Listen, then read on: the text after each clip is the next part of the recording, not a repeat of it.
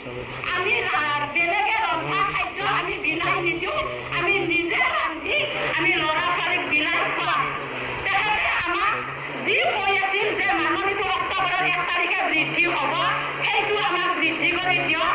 আৰু আমাৰ কামটো তেখেতে কোনো NGO, কোনো ৰাধা কৃষ্ণ গতাই দিব নালাগে, তেখেতক অনুৰোধ জনাইছোঁ। তাৰপিছতো যদি আমাৰ কথা তেওঁ নুশুনে, তেতিয়াহ'লে আমি অহা সময়ত গণতান্ত্ৰিকভাৱে আন্দোলনৰ কাৰ্যসূচী ল'ম।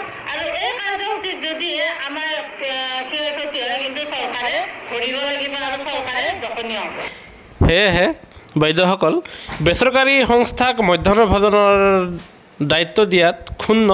সেয়েহে 17 জুনত ৰাজ্যজুৰি বিক্ষোভ মধ্যাহ্ন ভোজন কৰ্মচাৰী ইউনিয়নৰ। আৰু সেয়া চাব আজিৰ শেহতীয়া খবৰ। ৰাজ্যৰ মধ্যাহ্ন ভোজন আঁচনিখন বেচৰকাৰী সংস্থাক গতাবলৈ চৰকাৰে লোৱা সিদ্ধান্তক তীব্ৰ প্ৰতিবাদ সাব্যস্ত কৰিছে সদৌ অসম মধ্যাহ্ন ভোজন কৰ্মচাৰী ইউনিয়নে।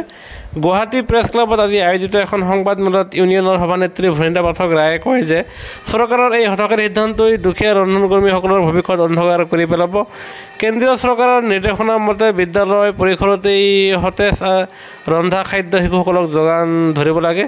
কিন্তু ৰাজ্য চৰকাৰে এই সিদ্ধান্তই কেন্দ্ৰৰ নিৰ্দেশনাক উলংঘন কৰিব।